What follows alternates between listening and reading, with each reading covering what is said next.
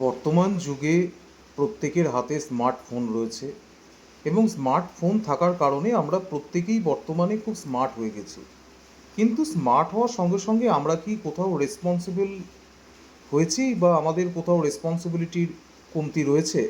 হ্যাঁ, আজকে সোশ্যাল মিডিয়াতে প্রায় একটা জিনিস দেখা যাচ্ছে, সেটা হলো যে অনলাইনে কাউকে নিয়ে হুট করে একটা মিম তৈরি করে দেওয়া বা ফেসবুক পোস্টের মাধ্যমে কাউকে অপমান করা বা আপত্তিজনক কোনো মন্তব্য করা, কাউরির ছবি বিকৃত করা, ডিপ ফেক যেটাকে বলা হচ্ছে, বা অনেক সময় দেখা যাচ্ছে যে কাউরির নামে কোনো গুজব রটানো, এগুলো হয়েই চলেছে।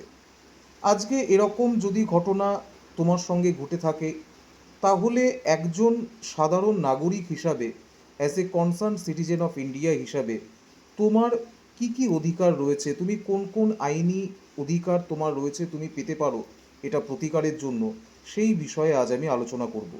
নমস্কার, আমি সৌমেন গোস্বামী। আমি বিগত কয়েক বছর ধরে civil service examination and others competitive এক্সামে পড়িয়ে আসছি।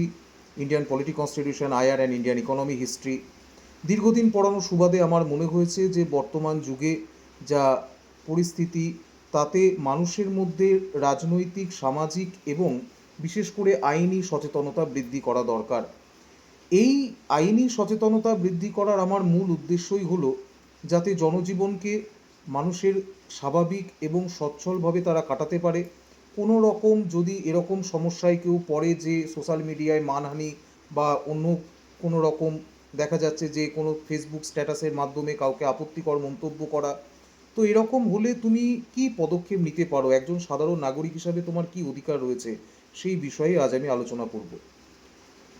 প্রথমেই বলে রাখি যে ডিফেমেশন বা মানহানি আসলে কি। ডিফেমেশন বা মানহানি বিভিন্নভাবে হতে পারে। যেমন তুমি কোনো একটা ছবি পোস্ট করলে বা তোমার কেউ কোনো একটা ছবি পোস্ট করলো যেটা আপত্তিজনক, অথবা কোনো বার্তা লেখার মাধ্যমে হতে পারে, কোনো অঙ্গভঙ্গির মাধ্যমে হতে পারে। তো সেটা ফেসবুক রিল হোক, হোয়াটসঅ্যাপ স্ট্যাটাস হোক, রাগ হলো, কাউকে রাগারাগির মাথায় কেউ গালমন্দ করলে হোয়াটসঅ্যাপে, তো সেটাও ধরা হবে under under the ground of defamation. বুঝতে পারলাম? এখন যদি ডিফেমেশন হয়, তাহলে তোমার আইনি অধিকার কি রয়েছে। তো তুমি দেখতে পাবে বিএনএস, ভারতীয় নাগরিক যে সংহিতা রয়েছে, এই ভারতীয় যে ন্যায় সংহিতা রয়েছে বিএনএস, সেখানে তুমি সেকশন 356-এ তুমি কিন্তু পুরোপুরি যে ডিফেমেশন হলে তুমি তার প্রতিকার চাইতে পারো। এখন বিষয় হচ্ছে যে ডিফেমেশন যদি হয়, তুমি 356-এর আন্ডারে যদি তুমি এফআইআর করো বা কেস করো, তাহলে সর্বোচ্চ সাজা কি হতে পারে। সর্বোচ্চ সাজা 2 বছর কারাদণ্ড হতে পারে। 2 বছর কারাদণ্ডের সঙ্গে সঙ্গে দেখা যেতে পারে জরিমানা হতে পারে বা উভয় হতে পারে।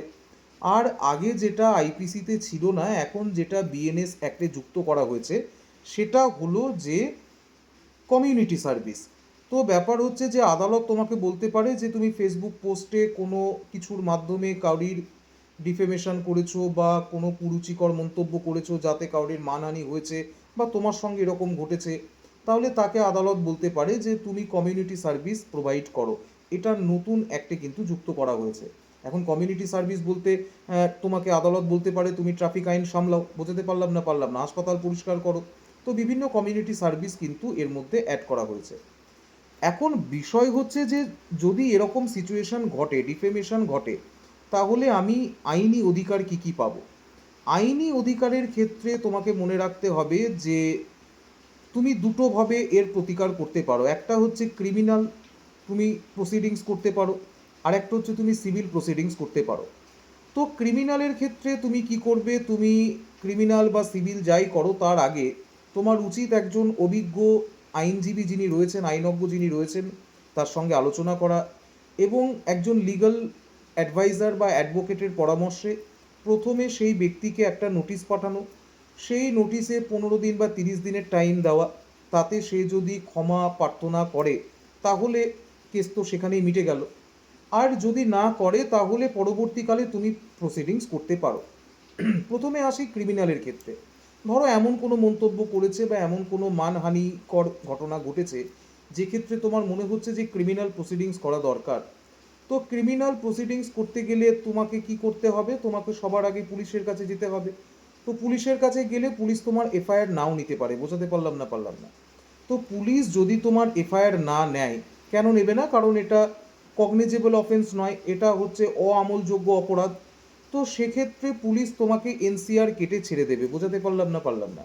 এখন সেই এনসিআর কপি নিয়ে তোমাকে আদালতে যেতে হবে।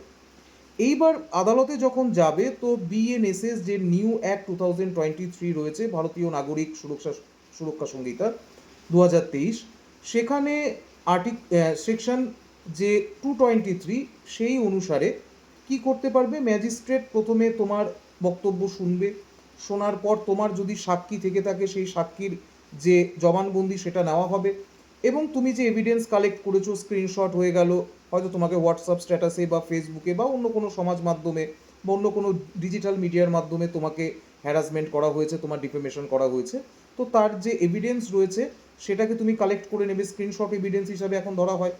তো বিষয় হচ্ছে সেটা নেওয়ার পর তোমাকে ম্যাজিস্ট্রেট কি করবে? ম্যাজিস্ট্রেট তোমার সিগনেচার নিয়ে যে অভিযোগ সেটাকে নথিভুক্ত করবে।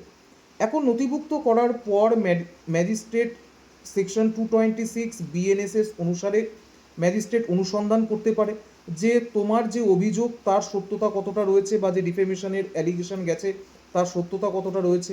যদি দেখা যায় যে সত্যতা রয়েছে, তাহলে ম্যাজিস্ট্রেট বিএনএসএস সেকশন 175 সাবক্লজ 3 অনুসারে নির্দিষ্ট থানাকে বলতে পারে যে এফআইআর দায়ের করার জন্য। বুঝতে পারলাম না? কিন্তু আবার যদি ম্যাজিস্ট্রেট দেখে যে সেরকম কোনো গ্রাউন্ডস নেই কেসটাকে আগে প্রসিড করার, তাহলে সেটাকে খারিজ করতে পারে 226 সেকশন বিএনএসএস অনুসারে। কিন্তু বিষয় হচ্ছে আমরা যদি দেখি যে ম্যাজিস্ট্রেটের যদি মনে হয় যে না অভিযোগের সত্যতা রয়েছে, তাহলে বিএনএসএস সেকশন 227 অনুসারে ম্যাজিস্ট্রেট সেই উপযুক্ত ব্যক্তিকে সমন্স পাঠাতে পারে। বোঝাতে পারলাম না? তো এই হলো এন্টায়ার সিচুয়েশন। আমার যেটা মূল উদ্দেশ্য সেটা হলো যে যুব সমাজ এবং সাধারণ মানুষের মধ্যে আইনি যে সমস্ত অ্যাওয়ারনেস রয়েছে, সচেতনতা রয়েছে একদম বেসিক লেভেলে, সেটাকে জাগিয়ে তোলা, সেটাকে স্প্রেড করা। আমি আশা করব তোমরা এই জার্নিতে আমার সঙ্গে থাকবে, এবং সব থেকে বড় কথা, এরকম ঘটনা ঘটলে অবশ্যই একজন লিগ্যাল কনসালটেন্টের সঙ্গে দেখা করুন, আলোচনা করুন এবং লিগ্যাল অ্যাডভাইস নিয়ে পরবর্তী পদক্ষেপ নেন। তো ডিফেমেশন হলে প্রথম লেভেলে প্যানিক হওয়ার কিছু নেই, বা কিভাবে আপনি পরবর্তী পদক্ষেপগুলো নেবেন, লিগ্যাল অ্যাডভাইজারের কাছে যাবেন, সে বিষয়ে কমপ্লিট যতটুকু অ্যাজ পার মাই নলেজ আমি চেষ্টা করলাম সাহায্য করার। তো আশা করব এই যে আলোচনা আপনাদের প্রত্যেকের ভালো লেগেছে। So take care, God bless you, thank you everyone, Jai Hind. পরের কোনো ভিডিওতে অন্য কোনো আলোচনায় আবার নতুনভাবে দেখা হবে, কেমন? ধন্যবাদ।